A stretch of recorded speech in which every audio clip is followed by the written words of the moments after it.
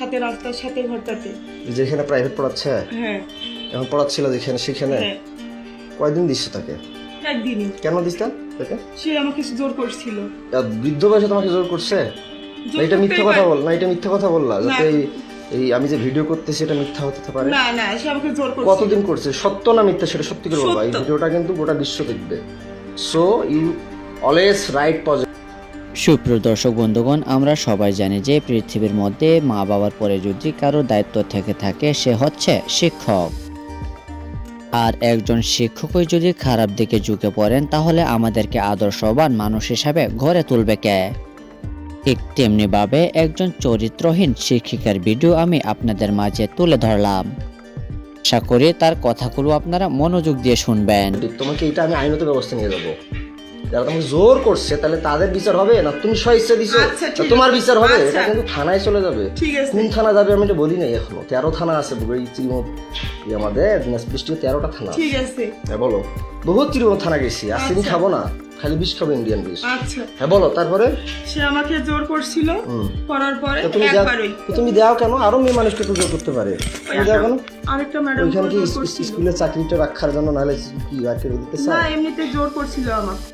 তারপরে কাকে দিছে বলো? আর হচ্ছে আমার গা ছাড়ি দাও, আমি তোমাকে মারবো না। তুমি স্বেচ্ছা বলতে চাইছো না? ছাড়ি দাও না, ধরে এসে বলো। তারপর কাকে দিছে বলো? আর ওইখানকার একটা দোকানদার। কার নাম কি? টুটু। টুটু। ওর বাসা কোথায়? চিরিমান্দারি। বয়স কত? ওরকমই হবে বয়স। কত? 40। কিসের দোকান করে? মুদিখানা। এই তো বললা সারের দোকান করে, কি যেন বললা? ওটা আলাদা। তারপরে মুদিখানার দোকান করে? জি। কয় টাকা করে দিত? আমি টাকা নেই নি, ওরা জোর করেছিল এই জন্য। আমি জোর করে কিভাবে জোর করছিল? যে আয়, না হলে কি তোকে করবো, কি করবো, ব্ল্যাকমেল করবো, হ্যান্ড করবো। কি ব্ল্যাকমেল করবো? কিসের ব্ল্যাকমেল? তোমার কথা বলতো, তুমি তোর স্বামী নষ্ট, হ্যান ত্যান, অমুক তমুক। আমি নষ্ট না খারাপ সেটা আমি বুঝবো, তুমি বুঝবা। ওটা ভয় ভীতি দেখে আমার সাথে এরকম করছি। কিসের ভিডিও ব্ল্যাকমেল করতো?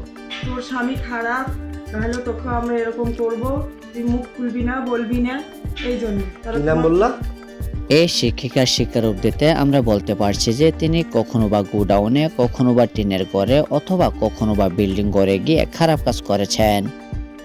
অবশেষে তার স্বামী যখন এটা জানতে পারলো তখন তিনি তার স্বামীকে জানান যে তার উপরে জোর জবরদস্তি এবং অত্যাচার করে এই সকল কার্যকলাপ করা হয়েছে। কিন্তু সমাজ এটা ভালো করে বোঝে যে এক হাতে কখনো তালি বাজে না। এখানে তার যদি নিজের কোনো ইচ্ছে না থাকে তাহলে এতজনের সঙ্গে